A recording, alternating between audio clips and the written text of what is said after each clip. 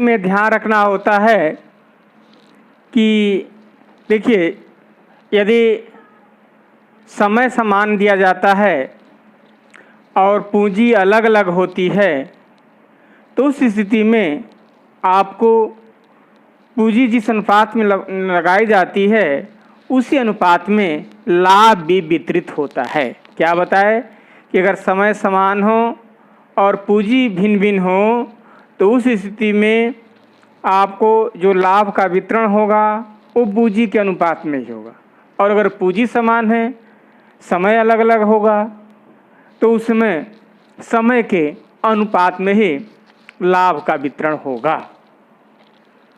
अब जैसे आपका ABC 3 है आपका, और 600, 800 और 1000 की पूंजी लगाते हैं और वर्ष के अंत में 480 रुपये के लाभ कमा रहे हैं, तो उसमें A कितना प्राप्त करेगा? तो यानी कितना हुआ इसमें 6 सबंधे 8 सबंधे 10 अर्थात 3 सबंधे 4 सबंधे 5 के अनुपात में ही उनकी पूंजी लगी हुई है। इसी अनुपात में लाभ का भी वितरण होगा। अनुपातिक योग आपका 12 हो रहा है, एक ही हिस्सा आपको 3 हुआ है, इसलिए क्या होगा 480 गुणे 3/12 120 रुपये का लाभांश आपको A को प्राप्त होगा। तो ऐसे करके आपको लाभांश की गणना कर लेते हैं। कब? जब पूंजी आपको अलग अलग है समय समान है तब। अब इस तरह से दिया जाए कि A की पूंजी आपको 10,000 रुपये है, A आपका 1000, तीनों मिलकर के 1000 का लाभ कमाते ABC, उसमें A को 500 रुपया मिलता है, B को 300 रुपया मिलता है, तो जाहिर सी बात है कि C को कितना मिलेगा 200 रुपया मिलेगा। यानी लाभ में अनुपात कितना हुआ 5 सबंधे 3 सबंधे 2 का अनुपातिक योग 10 हो रहा है। इसी अनुपात में पूंजी भी लगाई होगी। अगर C का पूंजी पूछ दिया जाए तो कैसे निकालेंगे? तो A 10,000 रुपये लगाया है, उसमें 5 आप उसमें चूंकि अनुपातिक योग से मतलब नहीं है, इसका हिस्सा 5 था और A का हिस्सा, तो अब अलग अलग समय का, तो इसे नियम यह है कि आपका कि पूंजी बटा दूसरे की पूंजी बराबर पहले का लाभ बटा दूसरे का लाभ। तो अनुपात में तो उससे से समझिएगा, अगर दिक्कत हो रही होगी तो पहले का आपका 10,000 पूंजी है, दूसरे का 100 है, इसका अनुपात का आपका 500 है, इसका आपका 200 है, ऐसे भी निकाल सकते हैं। तो कितनी पूंजी हो जाएगी 4,000 रुपये हो जाएगी आपको C की पूंजी। तो ऐसे करके आपको निकालेंगे। हाँ, अगर समान पूंजी का अगर लगा करके और उस स्थिति में अगर A B आपको 1000 की पूंजी लगा करके, दोनों 1000 की पूंजी लगा रहे हैं, A उसे 8 महीने तक लगा रहा है और B उसे 6 महीने तक लगा रहा है, और उस स्थिति में अगर 1000 का लाभ कमा रहे हैं तो समझिएगा कि अब समय जो 8 महीने और 6 महीने हैं यानी 4 सबंधे 3, उनके अनुपात में वो लाभांश बटेगा। बता रहे थे कि जब समय आपका अलग अलग हो, पूंजी समान होगा तो समय के अनुपात में लाभांश बढ़ता है, और अगर समय समान है पूंजी अलग अलग है तो पूंजी के अनुपात में ही लाभांश को पार्टनरशिप में बांटते हैं। इस तथ्य को ध्यान रखिएगा। लेकिन अगर ये चीज़ पूछ दिया जाए कि समान लाभ कमा रहे हैं और उस स्थिति में समान लाभ के लिए अगर समय का अनुपात 3 सबंधे 2 सबंधे 5 का है तो उनका पूंजी का अनुपात क्या होगा? तो अगर समय का अनुपात दिया गया है 3 सबंधे 2 सबंधे 5 और पूंजी का अनुपात पूछ रहा है तो नियम तो ऐसे है 1/3 कर लीजिएगा, 1/2 और 1/5, उसका एलसीएम करके और आपका मान निकाल लेंगे इस अनुपात में ऐसे करके। और नहीं, अगर दूसरे तरीका ऐसे भी समझो कि आपको इसका इसका गुणा कर दीजिएगा तो 10 और फिर बी का निकालना है तो शेष 2 का 15 और सी का निकालना शेष 2 का संबंधित 6, वही बात आई। तो चाहे ऐसे करके, यानी ए का है तो शेष 2 का गुणा करके लिख दिए, बी का है तो शेष 2 गुणा करके लिख दिए, सी का है तो शेष 2 गुणा करके लिखे हैं। और वही अनुपात जो होती है कब, जब आपका लाभ समान हो, पूंजी का जो अनुपात दिया हो, अगर समय का अनुपात पूछे तो ऐसे काम करना है, या अगर समय का दिया हो और पूंजी का अनुपात पूछे तो ऐसे करके या तो बटा करके और फिर उसका एलसीएम करिए, या सीधे शेष 2 का गुणा करके और उसके अनुपात में आप मान निकाल सकते हैं।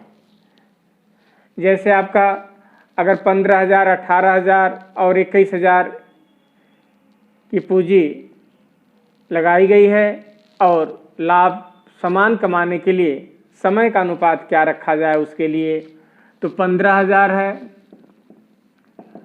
15,000, 18,000 और आपका 21,000 है, ये तो कट जाएगा आपका 15, 18 और 21 होगा, कटा देंगे 5, 6, 7। तो इस अनुपात में तो ये पूंजी लगी है। अब समय का अनुपात पूछ रहा है, तो बताए कि समय का अनुपात का तरीका एक है कि यदि उसे से निकालते हैं तो 42,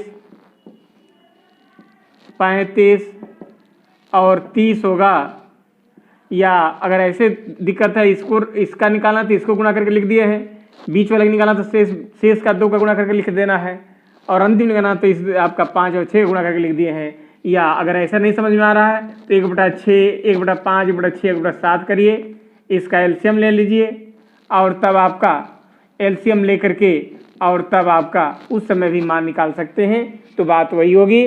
तो जैसे आप अगर आकलन कर रहे हैं वैसे आप निकाल करके, आपको क्या बताया गया कि अगर लाभांश कम आपका समान हो और पूंजी आपकी दी गई हो, समय पूछा जाए, तब आपको ऐसे करके मान निकाल सकते हैं। अब एक चीज देखा जाए, जैसे इस तरह से दिया जाए कि ए की पूंजी बी की पूंजी से 500 रुपया अधिक है और बी की पूंजी सी की पूंजी से 300 रुपया अधिक है, और आपका कुल पूंजी 4700 रुपया है। अगर वो 1410 रुपये का लाभांश कमा रहे हैं तो उसमें ए का कितना अंश होगा, ऐसे करके अगर पूछ दिया जाए तो देखिए, अब ए की बी से अधिक है, बी की सी से अधिक है, तो सी की समझिए कि x है, तो बी की कितनी हो जाएगी, सी से 300 अधिक बता रहा था। ए की अब बी से 500 की अधिक है तो 300 और प्लस 500, अब इसमें इतना जोड़ना पड़ेगा, ये तो बी का था और इसमें 500 जोड़ दिए। इस प्रकार 3x प्लस 1100 बराबर 4700 हो रहा है, 3x बराबर 3600, x का मान आपको 1200 प्राप्त हो रहा है। इस प्रकार आपकी इनकी पूंजी कितनी हो गई, 1200, 1500 और आपका 2100 रुपया उनकी पूंजी हो गई। ऐसे करके यानी 1200, 1500, 1200 या 1500 और आपका 1500, सॉरी 1200, 1500 और 2000 की पूंजी इनकी प्राप्त हुई। अब आपका अनुपात क्या हुआ, 12/15/20 कह दीजिए, ऐसे करके अनुपात प्राप्त हुआ इनका। अब इसी अनुपात में ए का लाभांश पूछा गया है, जोड़ देंगे तो कितना हुआ, 47 हो रहा है, 1410 रुपया का है। ए का 12/47, 3 बढ़ती हैं 36, 360 रुपया ए का लाभांश प्राप्त होगा। तो ऐसे करके आकलन किया जा सकता है।